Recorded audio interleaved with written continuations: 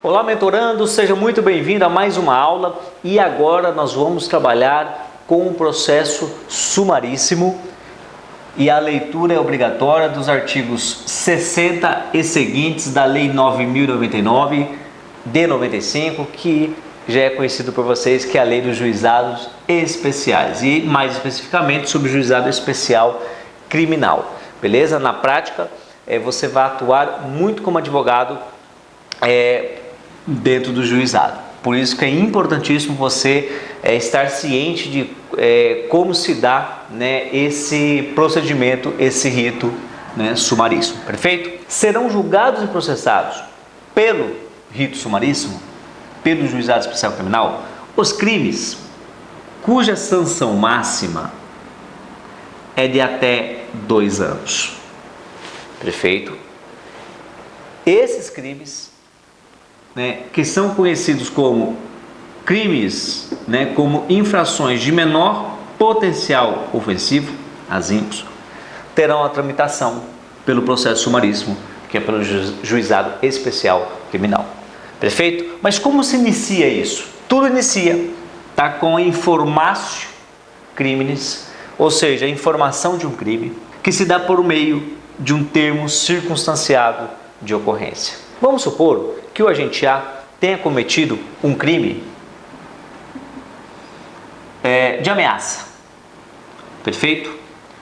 Em desfavor do agente B. A pena máxima é até 2 anos? Por óbvio.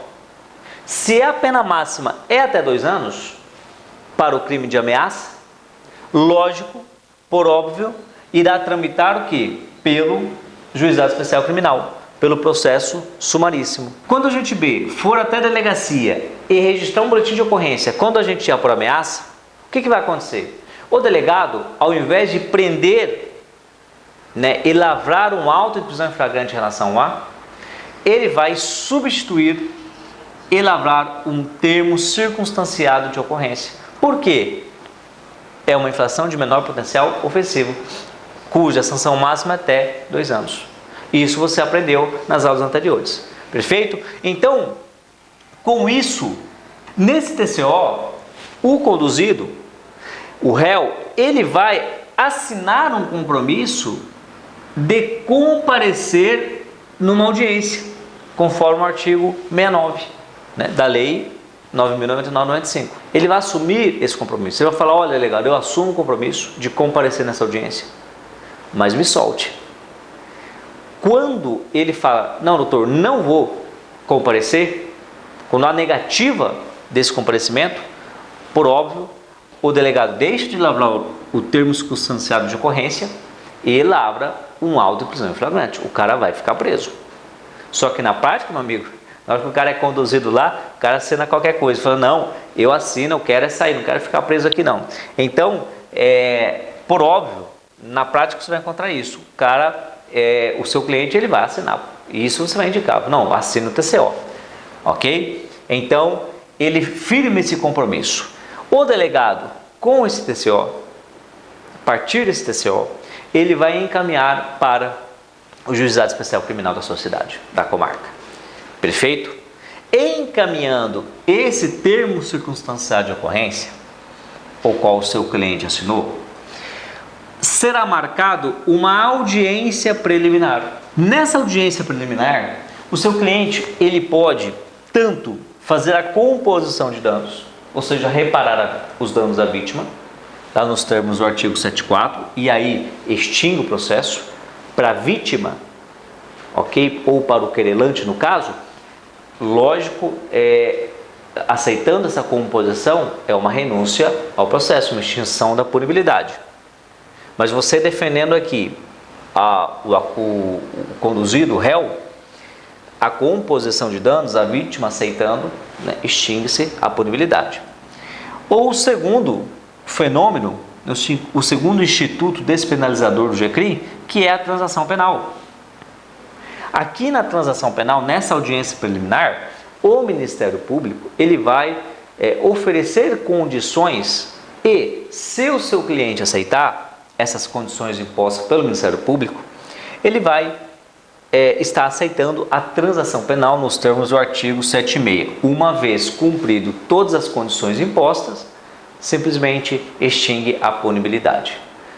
Tanto na composição de danos quanto na transação penal, uma vez aceito pelo seu cliente, ele não vai estar como reincidente, ele vai continuar como primário, não vai aparecer em seus antecedentes criminais. Isso é sempre bom você deixar o seu cliente, e a dica que eu te dou é essa: informa o seu cliente, olha, tem muitas vantagens de aceitar a transação penal ou fazer uma composição de danos, que por óbvio você vai continuar sendo primário. Então explique isso e com certeza o seu cliente vai aceitar, né, porque por óbvio ele não quer ter a ficha manchada, né, ele quer continuar primário com os antecedentes criminais negativos. Perfeito? Fabiano, mas o meu cliente, e nós temos condições de provar a inocência dele, não aceitou a transação penal, não quis fazer a composição de danos. Perfeito. O que ocorre havendo essa negativa? Duas situações. Pelo artigo 77 da Lei dos Juizados Especiais Criminais, o Ministério Público vai oferecer a denúncia. O MP oferece a denúncia, seguido da defesa preliminar do advogado, pelo artigo 81. Agora, preste atenção, diferentemente dos outros procedimentos, aqui a denúncia e a defesa preliminar, pelo princípio da oralidade e da informalidade, né, que rege a lei dos juizados especiais criminais, que rege aí o rito sumaríssimo, por óbvio, será tudo de forma oral. É tudo na hora. Então, portanto, você tem que estar preparado. Sempre vá preparado para a audiência, mas principalmente pelo rito, né, sumaríssimo, porque será feita de forma oral. E você, advogado, tem que estar preparado para isso.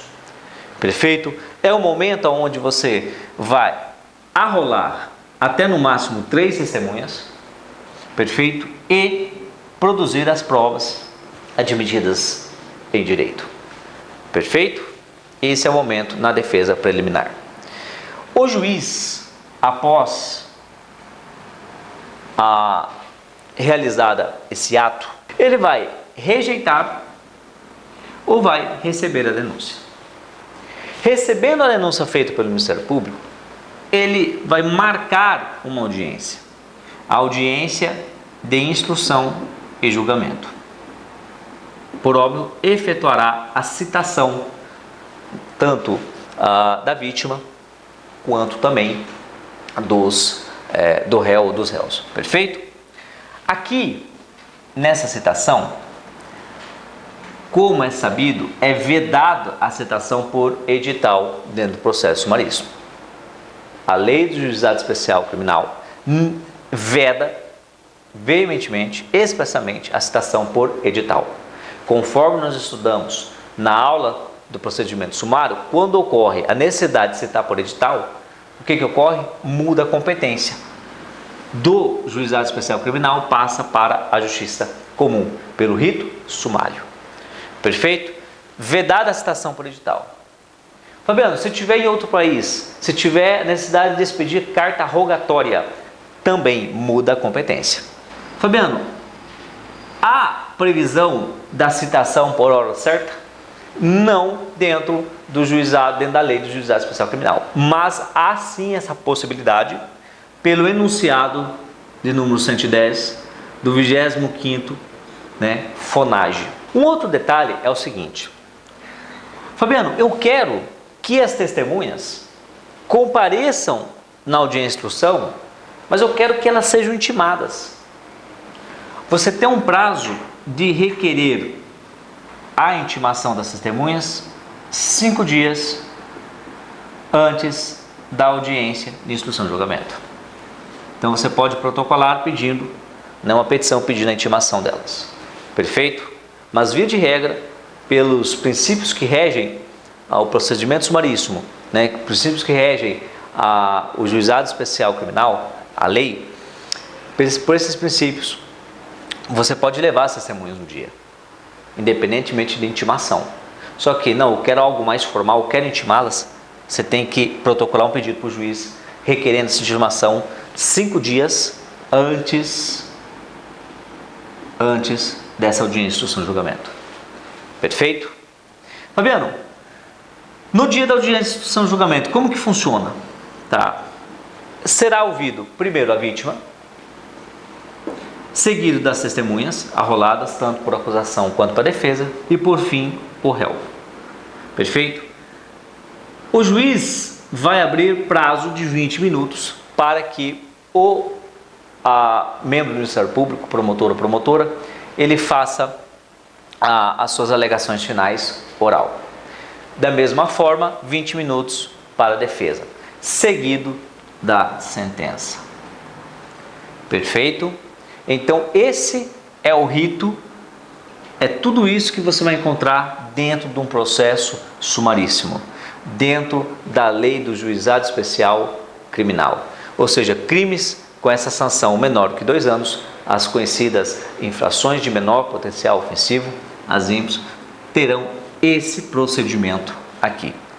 Fabiano, um detalhe para a gente fechar: apesar que o procedimento seja marcado pelo princípio da oralidade, pode ser que o juiz requeira por meio escrito. Um exemplo, chega na audiência, o MP fala: excelência, eu vou pedir vistas e vou oferecer a denúncia escrita. O juiz pode conceder ou não, pode concordar. Perfeito? Da mesma forma você pode requerer: doutor, eu requeiro um prazo para que eu possa fazer a defesa escrita.